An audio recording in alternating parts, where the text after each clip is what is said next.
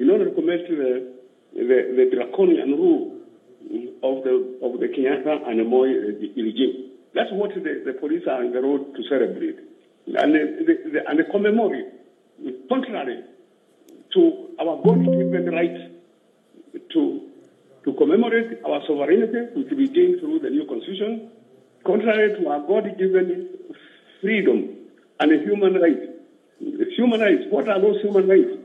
Those human rights are the right to dignified life, livelihood, means of existence, dignified jobs, and all those other things, so that, and also entitlement.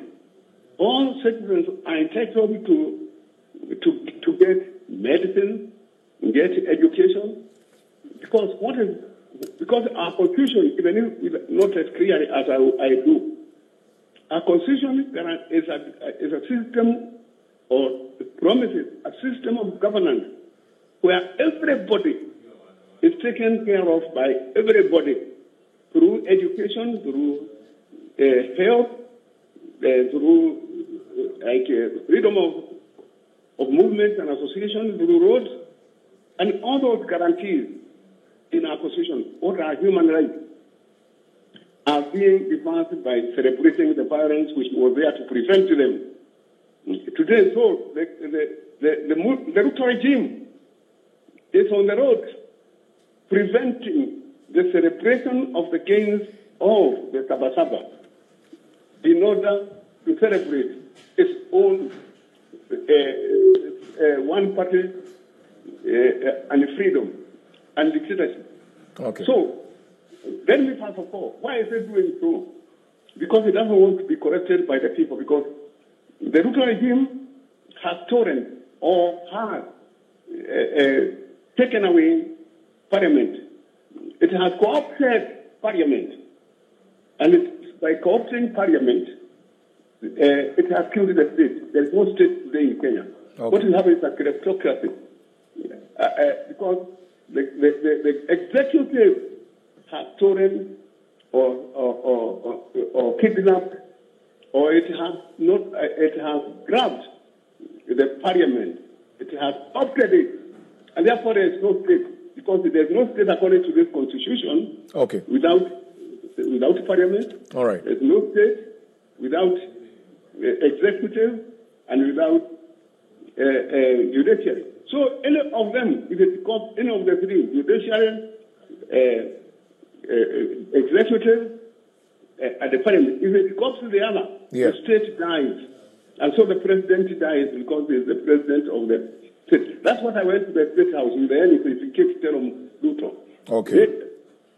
Ruto, you must rise again, because you died when you co-opted the parliament, because there was no more state for you to become president about.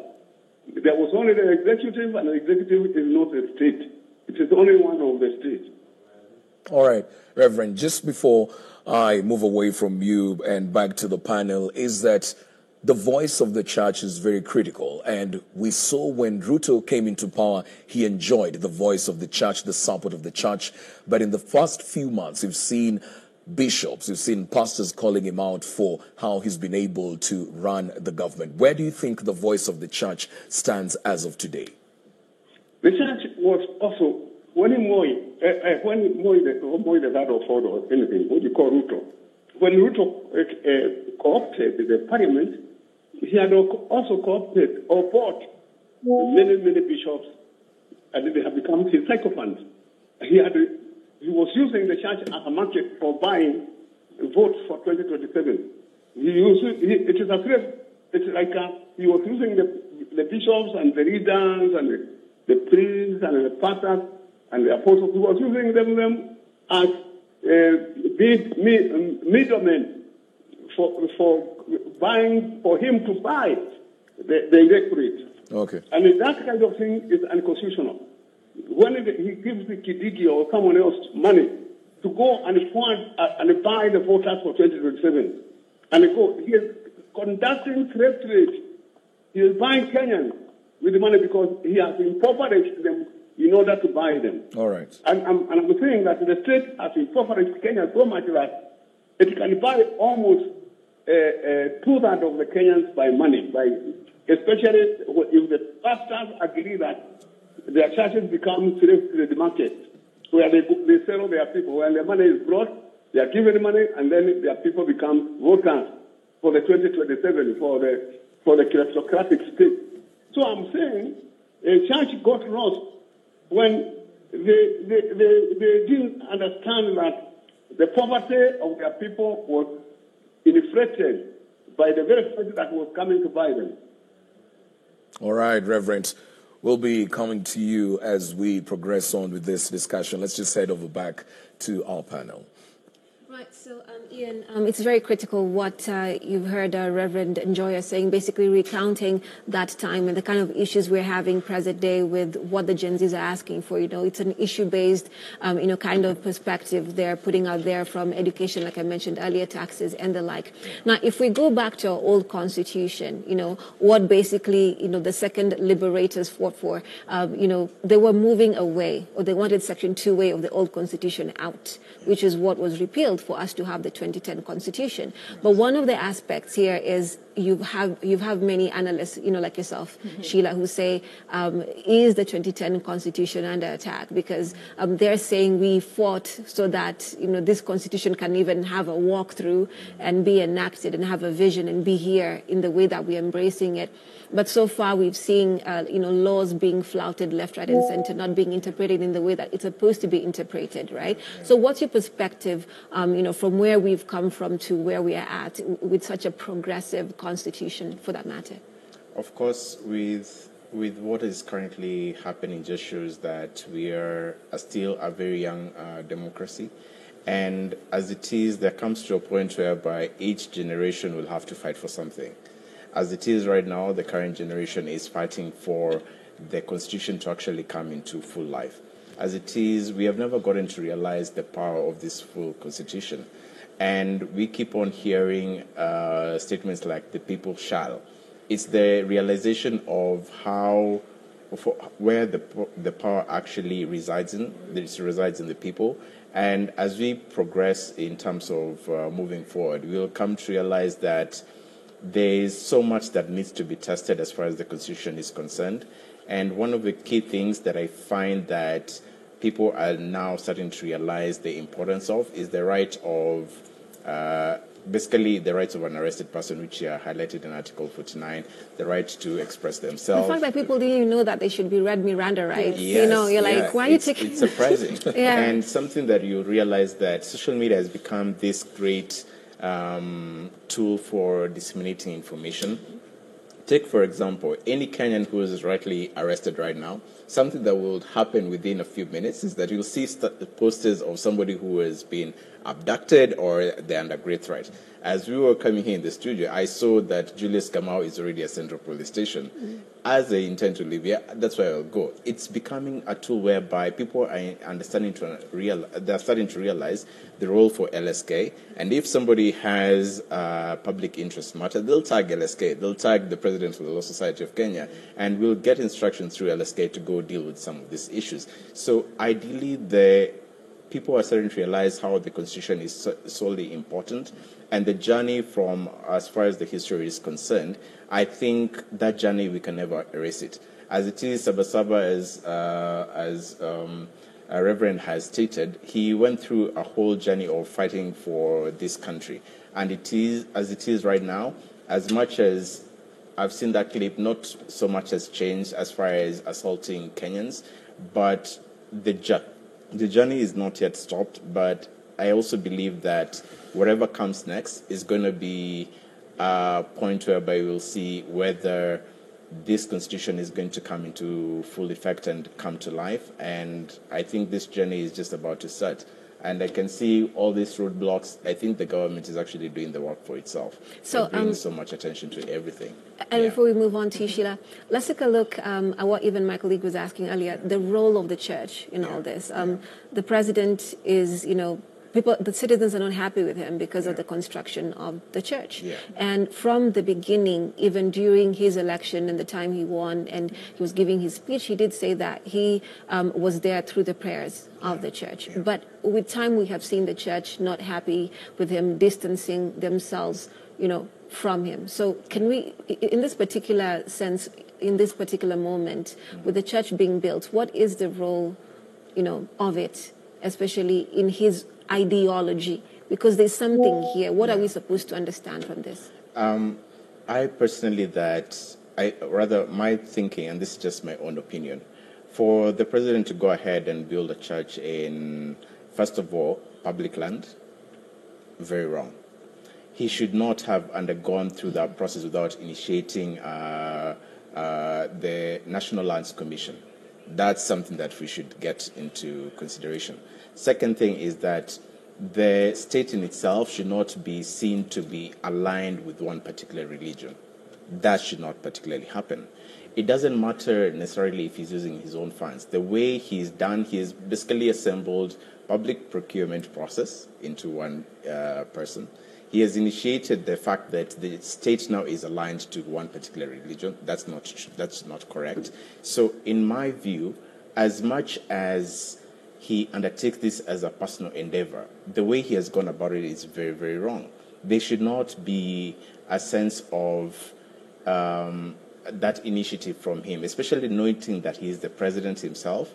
That particular action is very, very wrong. I think he should be able to walk back his actions. I think in any case, the fact that he undertook that mission to build a church on public property, that's just something which is already contravened the Public Ethics Act in itself. Now, as far as what the president should do is, as so far as taking such goods into consideration, he knows very well that as any public officer, he is mandated to disclose any gifts or things like that in that perspective. And I think he has already gone above and beyond as far as donations and things like that. And when the church is also coming up and contradicting the president's view, it tells you that there's something totally wrong with it. He has not sat down with families who lost their children on June 25th. It's been a rallying cry from the mother who we saw about three or 4 weeks ago that she has not even received any form of justice. That tells you that the church in itself, it's come to realization that it has actually had lost the trust in the public eye, mainly because it had not advocated for the pains, the growing anger, the consideration, trying to sit with them and try and see how they can help them in terms of mourning their loved ones. So the church is also, as much as it has been a slow development to follow the people's cry, I think the church is realizing that it played a very, very poor role as putting this government in power, and at least it's trying to correct those wrongs. Right. And in my opinion, I've been a member of CITAM for a very long time. I recently saw there were some protesters who went to CITAM. Some of them decried that they were locked out of church. That in itself shows me that there's also been a distance between the church and its people. And I am one of the few people who believes that sometimes the church is supposed to be a place whereby people go and be together and worship God and all that. But in a sense, that has not been the true rallying call. For me, even how the church responded to that particular situation, I felt it was very wrong. So in all essence, the society as it is, it just needs a whole reboot. Okay. That's why you've seen more Billy Godi going after churches for doing certain things. So in all essence, I think, yeah. Well, we'll continue with that conversation in just a short bit. Let's cross over to Nakuru and join our reporter Mumbi Wambugu, who's been following up on the same to bring us up to speed with what is happening in Nakuru. Mumbi? Good morning, Alan. In Nakuru County at the moment, everything seems relatively calm. The traffic is smooth. But as I have always mentioned before, Nakuru is quite unpredictable when it comes to demonstrations. But today we are expecting that the youth might come out in large number to mark the Sabasaba demos. Last week we saw thousands of youth coming out to the streets to join with the rest of the country. But it's also important to note that today it might be a double charge because the hearing of the missing fisherman, Brian Odhiambo, will be taking place today. Brian Odhiambo went missing in the hands of KWS officers on 18th of February this year. And it is a matter that has continued to elicit anger among the youth. And despite a habeas corpus application in court to present him dead or alive, Brian has been missing. There's been different allegations. He could be alive. There's been allegations he could have already been killed. But today that might also charge up the youth, especially the youth coming from the Nakuru West, because Brian Odhiambo was living in Nakuru West. He was a Kivumbini fisherman, which is located in Nakuru West. So that might as well charge the youth and might trigger them to come out in large number in the streets. But as of now, it's quite calm. But we'll keep tabs with what will be happening and unfolding here in Nakuru County. But we expect that the youth might show equally, more or less, the same energy as of compared to last week. But we'll keep you updated as the hours move by. Very well, Mumbi. Thank you for that update, Mumbi, coming to you live from Nakuru, mentioning that it's a rather unpredictable area. You can't necessarily tell how the protests are going to actually pan out in the course of the day. Also, just to mention, it's still relatively a bit early, looking at the time that the protests for the June 25th commemoration commenced right at about 10:30. So right now we are still at about 9:20. It's probably an hour away from that, so we could see things starting to shift and change as we progress. So let me get back with you, Sheila. You're talking about this figure, Raila Odinga, and we're talking about Saba Saba. So he's basically the most integral political figure when it comes to this date. But when you're looking at him telling the people, I'm going there, that's where conversations have been had. Kamkunji has been a place where people convene to get solutions. But then again, on the flip side, you're looking at his counterpart, that is James Orengo, telling the people and the Gen Zs, Viva, you must march on. So these are two people, very close, fought the same struggle, and seem to be reading from the different script, or two different scripts. Rarely do you see James Orengo dissenting from Raila Odinga. What are we looking at here? I mean, we're looking at the beauty of our democracy, right? Mm-hmm. I think it's a powerful thing. What we have to appreciate is that as a nation, as a young democracy, Yeah. Kenya is slowly becoming politically mature. For me, it's in two folds. The first fold is that you're able to have people move away from the cocoons that we were used to, our tribes, our regions, whatever it is, to actually focusing on the issues. Yeah. And we have to stop and take a minute and really tap ourselves on the back, because that wasn't an easy process to get to. Mm-hmm. The second thing is tied to the first comment, which is that it took a while for us to get here. It took people to get us here. We stepped on so many people's shoulders.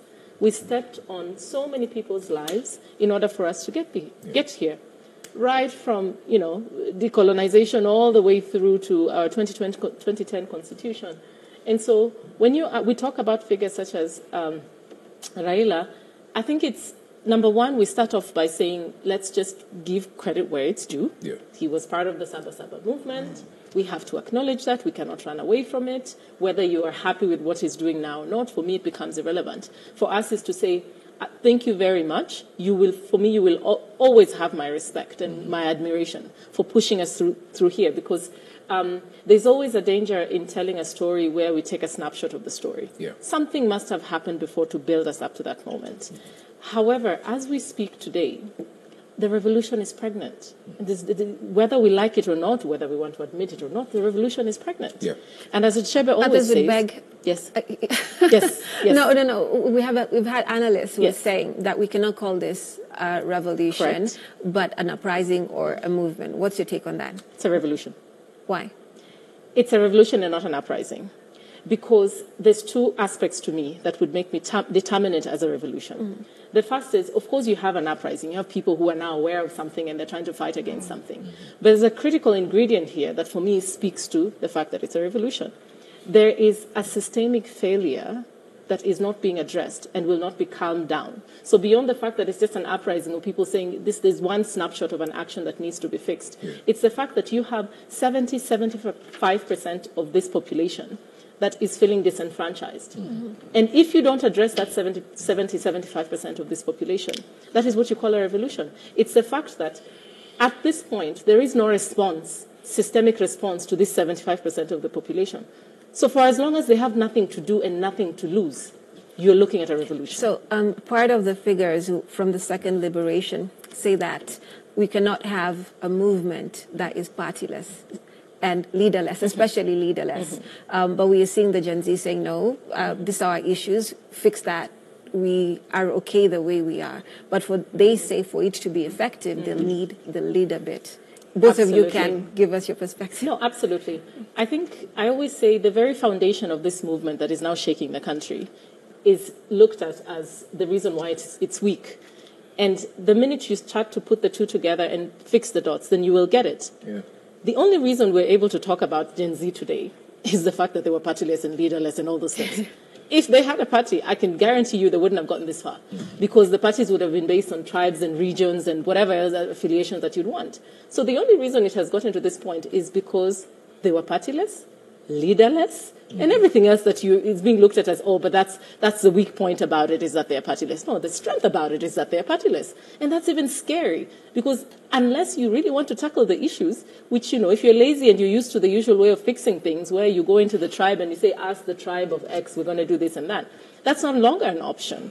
And that's why I say you have to work on issues and the system. And if you don't attack the issues and the system, the same things that you look at as a weakness is the same, that's the building block of this. So whether it is partyless, leaderless, and all those things, the streets are closed today. Why are the streets closed today for Sabasaba? Yes, you're saying, okay, fine. They're partyless, they're leaderless, that means they're weak and there's nowhere they're going.